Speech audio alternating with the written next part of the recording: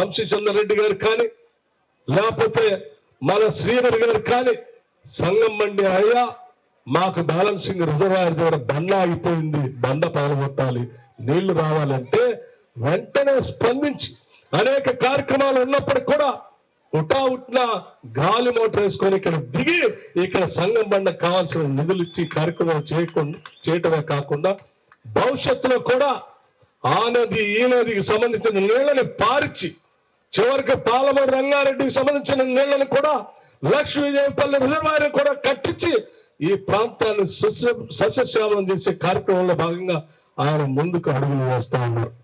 ఈరోజు పెద్ద ఎత్తున మీకు తెలియదు కాదు, రాష్ట్ర ముఖ్యమంత్రిగా ఉన్నటువంటి వ్యక్తి ఈ ప్రాంతం నుంచి వచ్చినటువంటి వ్యక్తి, పాలమూరు రంగారెడ్డి సంబంధించినటువంటి ప్రాంతాన్ని సమర్థంగా అర్థం చేసుకున్నటువంటి వ్యక్తి, మహబూబ్నగర్ జిల్లా సమస్యలు తెలిసినటువంటి వ్యక్తి.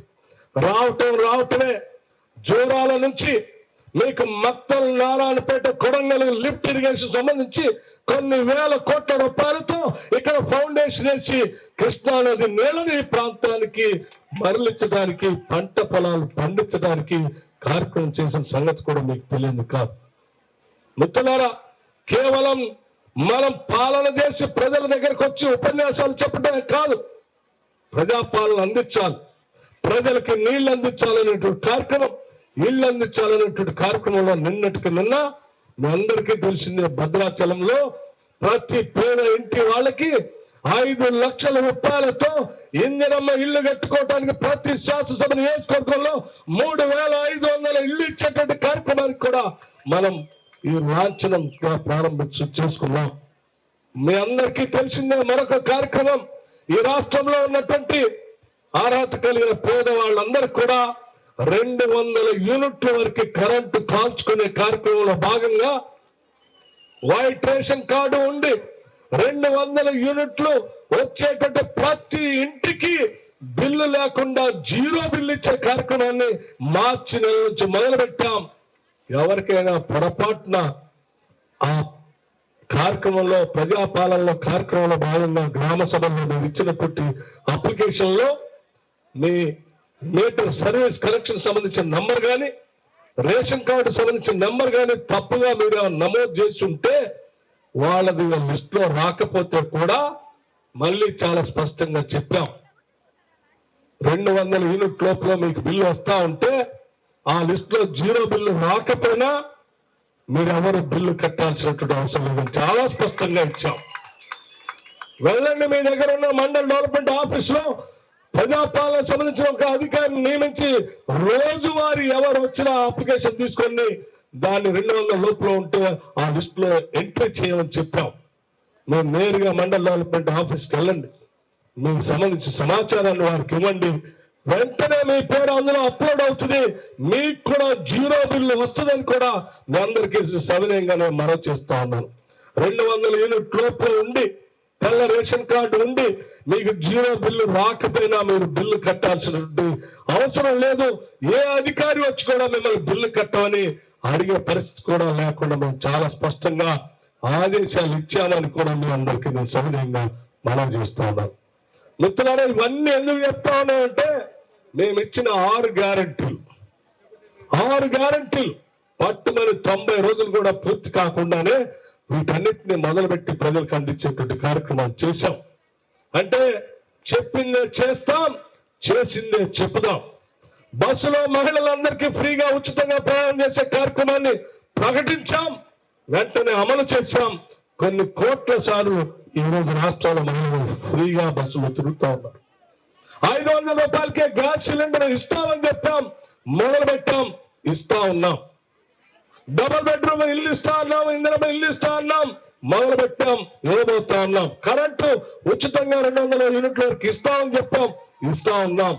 10 లక్షల వరకు రాజు ఆరోగ్యశ్రీ వాడుకునేటట్టుగా చేస్తామని చెప్పాం, చేస్తా ఉన్నాం. రేపు పొద్దున ఈ మహబూబ్ నగర్ పార్లమెంట్ నియోజకవర్గంలో కూడా ఈ రోజు మీరు ఇచ్చిన ప్రతి సమస్యని రాసుకొని వెళ్తా ఉన్నాం, వాటన్నిటిని కూడా అమలు చేస్తాం. మీరందరూ కూడా పెద్ద మనసుతో నిన్న శాసనసభ ఎన్నికల్లో ఏ రకంగా అయితే శ్రీహరి గారిని గెలిపించి ఆస్వాదించి పంపించి ఈరోజు సమస్యల పరిష్కారం చేపించుకున్నారో, రేపు జరిగే పార్లమెంట్ ఎన్నికల్లో కూడా కాంగ్రెస్ పార్టీ అభ్యర్థిగా పోటీ చేస్తున్న వంశీ చందర్ రెడ్డి గారిని చేయి గుర్తుపైన భారీ మెజార్టీతో మీరు గెలిపించి పంపించండి. మీకు ఇచ్చిన హామీలన్నింటినీ కూడా అమలు చేసే బాధ్యత మేమంతా తీసుకుంటామని చెప్పి మీ అందరికి నేను సవినయంగా మనం చేస్తా ఉన్నాం. అట్లాగే జడ్పీ చైర్మన్ వనజ ఆంజనేయులు గారు రైతు బంధు సంబంధించి కొన్ని అంశాలు నా దృష్టికి కూడా తీసుకొని వచ్చారు మన శ్రీహరి గారు. నేను చాలా స్పష్టంగా చెప్తున్నాను మిత్రులారా, రైతులందరికీ మేము ఏ రైతు భరోసా కార్యక్రమం చెప్పామో తూచా తప్పకుండా అమలు చేస్తాం. ఇప్పటికే రైతు బంధుకు సంబంధించిన సమాచారాన్ని కూడా మీ అందరికి ఇవ్వదలుచుకున్నాం. మేము చాలా స్పష్టంగా ముందుగా మొదటి 1 ఎకరం నుంచి మొదలు పెట్టాం. కొండలకి, గుట్టలకి, రాళ్లకి, రప్పలకి, రోడ్లకి, లేకపోతే వ్యవసాయం చేసేటువంటి భూములకి, భూస్వాములకి కాదు ఇవ్వాల్సింది. భూమి సాగు చేసుకుంటున్నటువంటి నిరుపేద ప్రజల దగ్గర నుంచి మొదలు పెట్టాలని చెప్పి చాలా స్పష్టంగా ముందుగా 1 ఎకరం ఉన్నటువంటి వ్యక్తులందరికీ 20 రైతు బంధు ఇచ్చేసాం. 2 ఎకరాలు ఉన్న వాళ్ళకి కంప్లీట్ చేశాం. 3 ఎకరాల వరకు ఉన్న వాళ్ళందరూ కూడా కంప్లీట్ చేశాం. ఈ రోజు 4 ఎకరాలు ఉన్నటువంటి వాళ్ళకి కంప్లీట్ చేస్తా ఉన్నప్పుడు మొదలు పెట్టాం. కొద్ది రోజుల్లో 5 ఎకరాలు ఉన్నటువంటి వాళ్ళందరూ కూడా ముందుగా కంప్లీట్ చేస్తాం. ఎందుకంటే ముందుగా చెందాల్సింది ఈ చిన్న సన్న మధ్యతరగతి సంబంధించిన రైతాంగ సోదరులు. ఆ తర్వాత మిగతా వాళ్ళని కూడా కంప్లీట్ చేస్తామని చెప్పి మీ అందరికీ సవినయంగా మనవి చేస్తూ, శ్రీహరి గారు సమయం ఎక్కువగా లేదు, ఇంకా చాలా అంశాలు చెప్పాల్సిన ఉన్నప్పుడు కూడా ఉత్తమ్ కుమార్ రెడ్డి గారు చెప్పినట్టు ఇంకా 5 ప్రోగ్రాంలు చేయాలి. మేము శ్రీహరి గారు చిన్న 2-3 అంశాలను అడిగారు. సబ్ స్టేషన్ సంబంధించి 33/11 kV మక్తల్లో కావాలని అడిగారు. నేను వారికి మాటిస్తా ఉన్నాను, రాష్ట్ర మంత్రికి సంబంధించిన మంత్రిగా వెంటనే వాటి శాంక్షన్ చేస్తానని కూడా చెప్తా ఉన్నాను. అట్లాగే ఉట్నూరు మండలం పులిమామిడి దగ్గర 33 kV స్టేషన్ సబ్ స్టేషన్ అడిగారు, దాన్ని కూడా శాంక్షన్ చేస్తామని చెప్తా ఉన్నాను. అట్లాగే ఇంకొక డిగ్రీ కాలేజ్ సంబంధించి మిత్రుడు మన మధుసూదన్ రెడ్డి గారు వారి శాసనసభ నియోజకవర్గంలో డిగ్రీ కాలేజ్ సంబంధించినటువంటి ఫైల్ కూడా ఆ నియోజకవర్గంలో లేదు, కావాలని అడిగారు. దాన్ని కూడా తొందరలోనే క్లియర్ చేసి వారికి కూడా వారి నియోజకవర్గంలో ఉన్నటువంటి ప్రజలు కూడా శుభ కార్యక్రమాన్ని